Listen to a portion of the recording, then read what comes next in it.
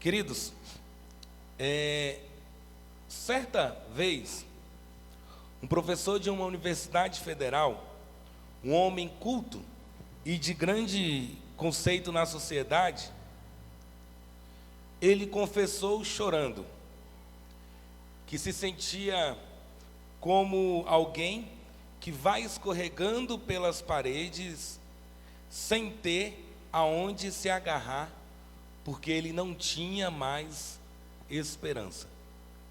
E é justamente assim a vida de uma pessoa que vive sem esperança. Você vai conversar com uma pessoa que está enfrentando uma situação adversa na vida, e se ela não tem esperança, essa pessoa, ela tem dificuldade de continuar vivendo. E ela se sente como uma pessoa que está numa parede escorregando, uma parede lisa, e ela não consegue se segurar. Deve ser uma sensação terrível. Mas essa é a sensação das pessoas que vivem sem esperança. Eu e você, eu tenho certeza que nós não somos como esse homem. Nós não somos pessoas que vivem sem esperança. Porque uma vez conhecendo a palavra de Deus, conhecendo Jesus como aquele quem transforma, quem liberta as nossas vidas, nós passamos então a viver uma vida cheia de esperança, mesmo diante da situação que nós estamos vivendo. Os irmãos pararam para pensar? Pelo menos eu, pensava assim: janeiro, fevereiro, nós vamos voltar à nossa vida normal, no mais tardar março, nós voltaríamos aí, nós passaríamos a viver o novo normal. Eu imaginava isso. Depois de um ano de muita pandemia, de muitas pessoas morrendo, eu jamais imaginaria que essa doença, ela não passaria mais a afetar os idosos, mas agora, na sua segunda cepa aí, está afetando os jovens. E aí todos os dias a gente ouve falar de que morreu alguém, uma pessoa jovem, atleta, porque a gente percebe que essa segunda onda, talvez ela seja pior do que a primeira onda. Eu não imaginaria que nós estaríamos vivendo assim. E talvez os irmãos também não imaginariam que estaria vivendo assim.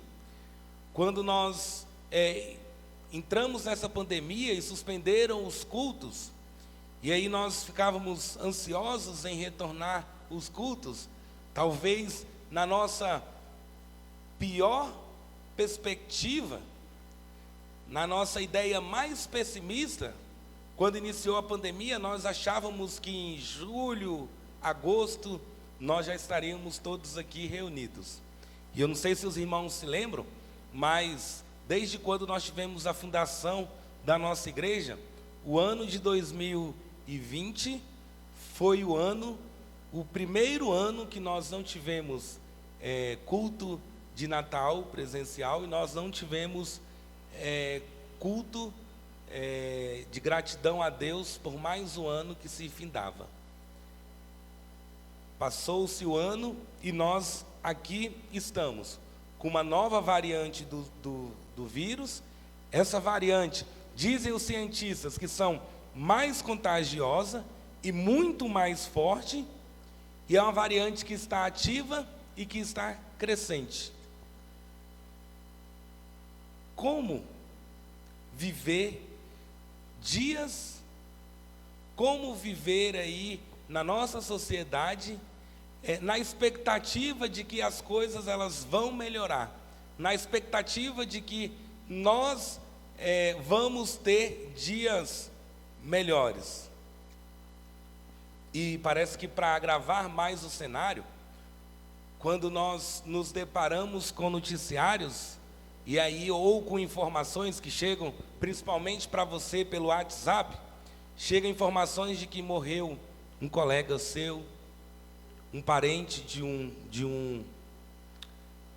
um conhecido, de um colega, ou até mesmo um parente seu. Quantos aqui que estão nos ouvindo já perdeu um parente, um ente querido, com esta notícia?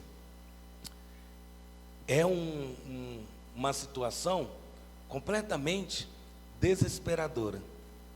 Se nós formos olhar, realmente, mas querido, nós estamos falando, e aqui nós estamos falando de pessoas transformadas, porque se você não consegue substituir o medo pela esperança, pode ter certeza que você precisa ter a sua vida transformada, porque aqueles que têm a vida transformada, eles conseguem sim, em meio a situações completamente adversas, eles conseguem viver a verdadeira e viva esperança.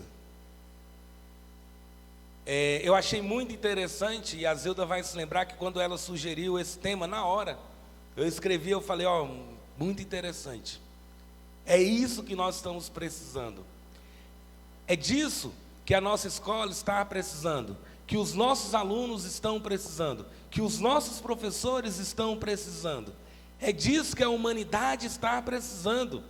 A humanidade ela está precisando substituir o medo, arrancar o medo, arrancar a angústia e estar vivendo a esperança, que não é qualquer esperança. Queridos, quando nós falamos de esperança, a esperança que nós falamos é Jesus Cristo. Ele é a nossa esperança. Falávamos há 2 domingos atrás sobre a morte e ressurreição de Cristo. A razão da nossa esperança. A humanidade está precisando justamente disso. A humanidade está precisando de esperança. Principalmente nesses momentos difíceis.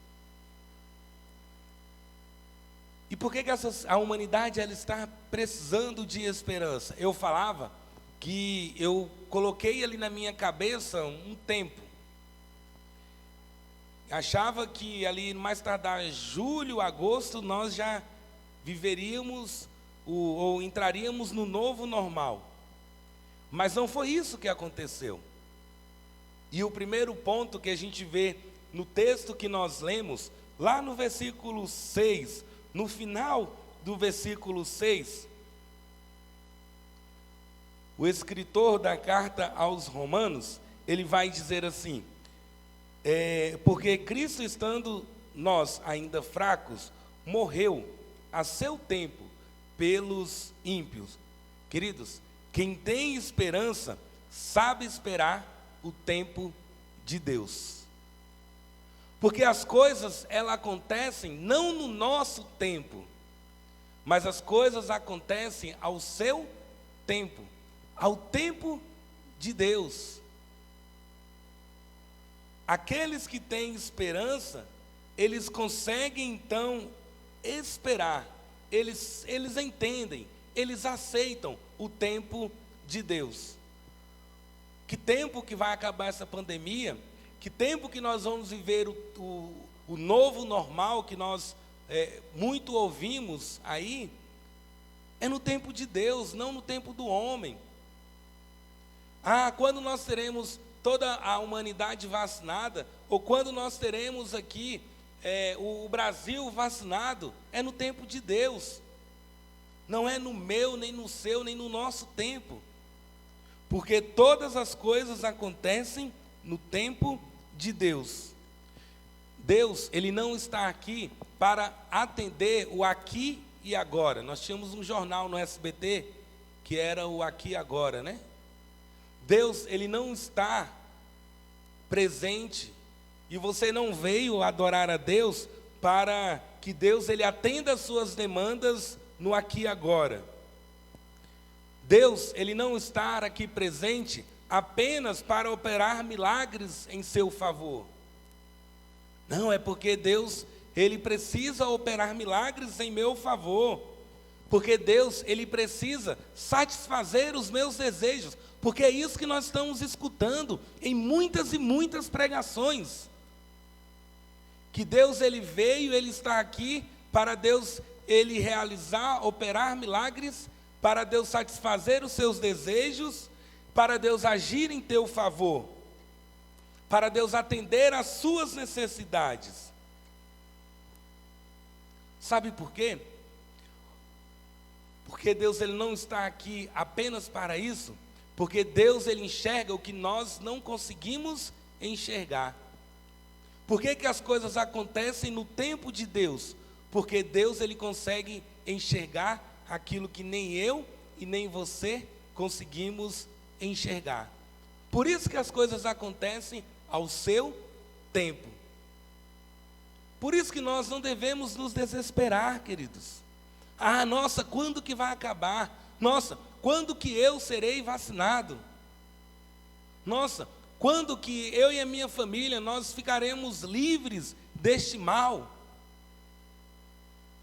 Não nos importa saber disso.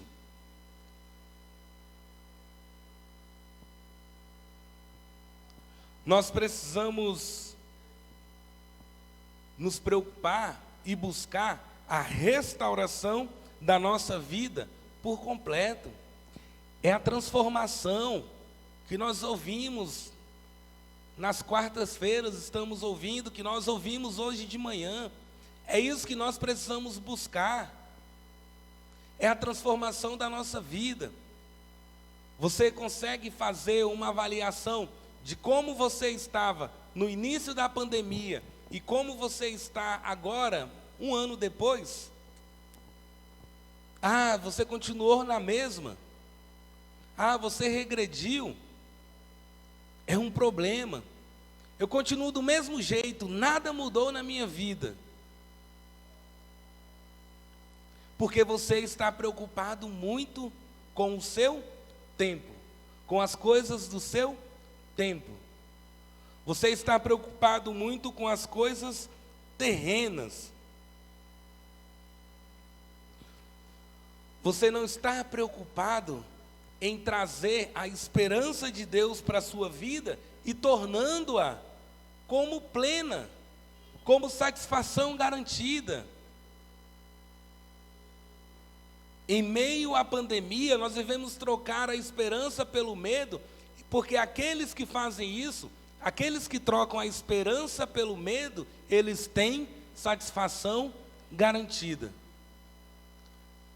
Quantos cristãos não perderam a sua vida nessa pandemia? Essa semana nós perdemos um professor da faculdade. Nós não tivemos o privilégio de ter aula com ele. Ele chegou lá quando nós estávamos nos formando, mas nós lembramos dele, né, Zilda? E ele morreu essa semana, e foi algo muito rápido. Descobriu que estava com Covid, e os irmãos pediram oração por ele. Ele foi entubado, e o pastor nos deu a notícia de que ele foi recolhido. Quantos e quantos cristãos não tiveram as suas vidas recolhidas, mas em Deus, a vida deles foi satisfação garantida.